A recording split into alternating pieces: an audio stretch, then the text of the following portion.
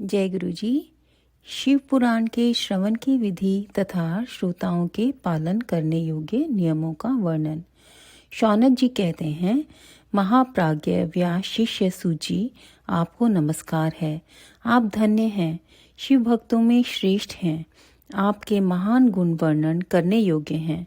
अब आप कल्याणमय शिव पुराण के श्रवण की विधि बतलाइए, जिससे सभी श्रोताओं को संपूर्ण उत्तम फल की प्राप्ति हो सके। सूत जी ने कहा, मुने शौनक, अब मैं तुम्हें संपूर्ण फल की प्राप्ति के लिए शिव पुराण के श्रवण की विधि बता रहा हूँ। पहले किसी ज्योतिषी को बुलाकर दान मान से संतुष्ट करके अपने सहयोगी लोगों के साथ बिठाकर बिना किसी विघ्न बाधा के कथा की समाप्ति होने के उद्देश्य से शुद्ध मुहूर्त का अनुसंधान कराएं और प्रयत्न पूर्वक देश देश में स्थान स्थान पर यह संदेश भेजें कि हमारे यहाँ शिव पुराण की कथा होने वाली है। आपने कल्याण की इच्छा रखने वाले लोगों को उसे सुनने के लिए अवश्य पधारना चाहिए। कुछ लोग भगवान श्री हरि की कथा से बहुत दूर पड़ गए हैं। कितने ही स्त्री, शूद्र आदि भगवान शंकर के कथा कीर्तन से वंचित रहते हैं। उन सबको भी सूचना हो जाए, ऐसा प्रबंध करना चाहिए। देश देश में जो भगवान शिव के भक्त हों तथा शिव कथा के कीर्तन और श्रवण के लिए उत्सुक हों, उन सबको आदर पूर्वक बुलवाना चाहिए और आए हुए लोगों का सब प्रकार से आदर सत्कार करना चाहिए। शिव मंदिर में, तीर्थ में, वन प्रांत में अथवा घर में शिव पुराण की कथा सुनने के लिए उत्तम स्थान का निर्माण करना चाहिए। केले,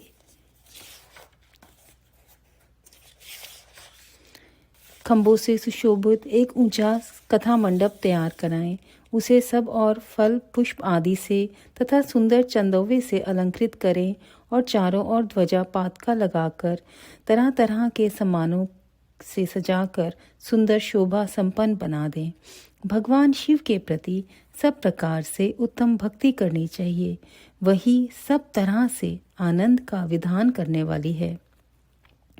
परमात्मा भगवान शंकर के लिए दिव्य आसन का निर्माण करना चाहिए तथा कथावाचक के लिए भी एक ऐसा दिव्य आसन बनना चाहिए जो उनके लिए सुखद हो सके।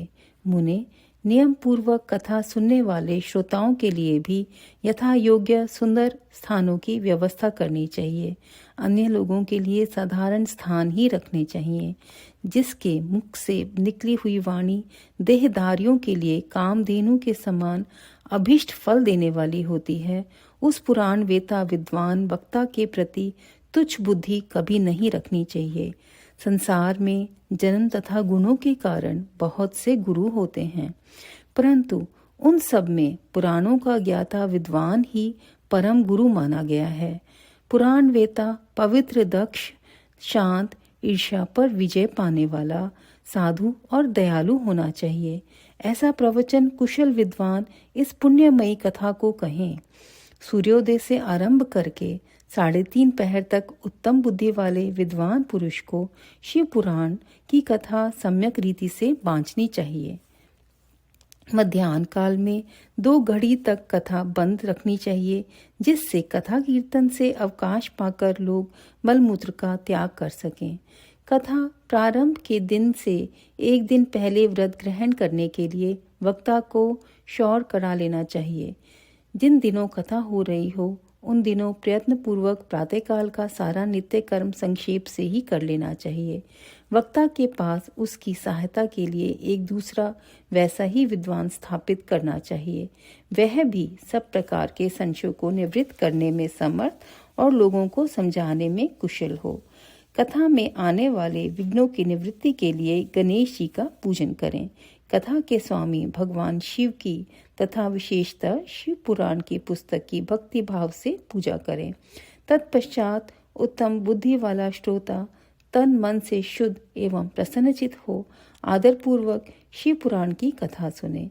जो वक्ता और श्रोता अनेक प्रकार के कर्मों में भटक रहे हों, काम आदि 6 विकारों से युक्त हों, स्त्री में आसक्ति रखते हों और पाखंड पूर्ण बातें कहते हों, वे पुण्य के भागी नहीं होते।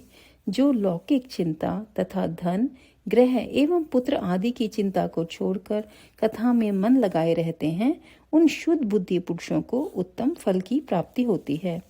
जो श्रोता श्रद्धा और भक्ति से युक्त होते हैं, दूसरे कर्मों में मन नहीं लगाते और मौन, पवित्र एवं उद्वेग शून्य होते हैं, वे ही पुण्य के भागी होते हैं। सूत जी बोले, शौनक, अब शिव पुराण सुनने का व्रत लेने वाले पुरुषों के लिए जो नियम हैं उन्हें भक्ति पूर्वक सुनो। नियम पूर्वक इस कथा श्रेष्ठ को सुनने से बिना किसी विघ्न बाधा के उत्तम फल की प्राप्ति होती है। जो लोग दीक्षा से रहित हैं उनका कथा श्रवण में अधिकार नहीं है। अतः मुने, कथा सुनने की इच्छा वाले सब लोगों को पहले वक्ता से दीक्षा ग्रहण करनी चाहिए। जो लोग नियम से कथा सुने उनको ब्रह्मचर्य से रहना, भूमि पर सोना, पत्तल में खाना और प्रतिदिन कथा समाप्त होने पर ही अन्न ग्रहण करना चाहिए। जिसमें शक्ति हो वह पुराण की समाप्ति तक उपवास करके शुद्धता पूर्वक भक्ति भाव से उत्तम शिव पुराण को सुने। इस कथा का व्रत लेने वाले पुरुष को प्रतिदिन एक ही बार हविष्यान्न भोजन करना चाहिए। जिस प्रकार से कथा श्रवण का नियम सुखपूर्वक सध सके वैसे ही करना चाहिए। गरिष्ठ अन्न, दाल, जला अन्न, सेम, मसूर, भाव दूषित तथा बासी अन्न को खाकर कथाव्रती पुरुष कभी कथा को ना सुने। जिसने कथा का व्रत ले रखा हो वह पुरुष प्याज, लहसुन, हींग, गाजर, मादक वस्तु तथा आमिष कही जाने वाली वस्तुओं को त्याग दे। कथा का व्रत लेने वाला पुरुष काम, क्रोध आदि 6 विकारों को, ब्राह्मणों की निंदा को तथा पतिव्रता और साधु संतों की निंदा को भी त्याग दे।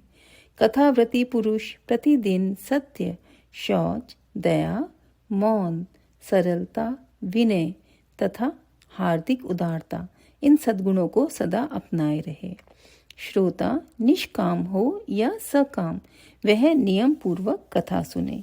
सकाम पुरुष अपनी अभिष्ट कामना को प्राप्त कर लेता है और निष्काम पुरुष मोक्ष पा लेता है।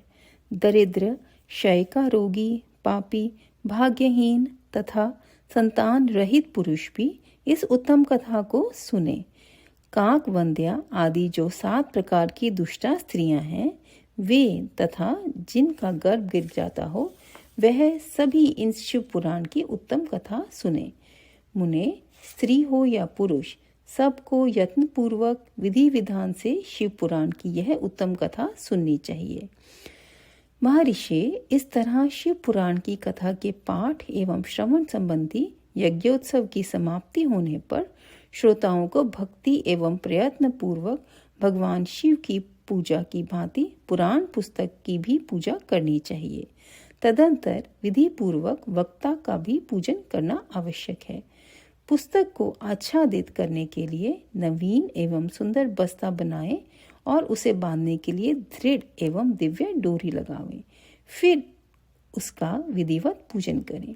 मुनि श्रेष्ठ, इस प्रकार महान उत्सव के साथ पुस्तक और वक्ता की विधिवत पूजा करके वक्ता की सहायता के लिए स्थापित हुए पंडित जी का भी उसी के अनुसार धन आदि के द्वारा उससे कुछ ही काम सत्कार करें। वहां आए हुए ब्राह्मणों को अन्न, धन आदि का दान दें। साथ ही गीत, वाद्य और नृत्य आदि के द्वारा महान उत्सव रचाएं।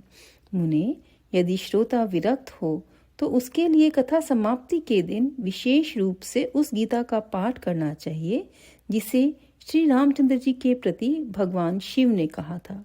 यदि श्रोता गृहस्थ हो तो उस बुद्धिमान को उस श्रवण कर्म की शांति के लिए शुद्ध हविष्य के द्वारा होम करना चाहिए।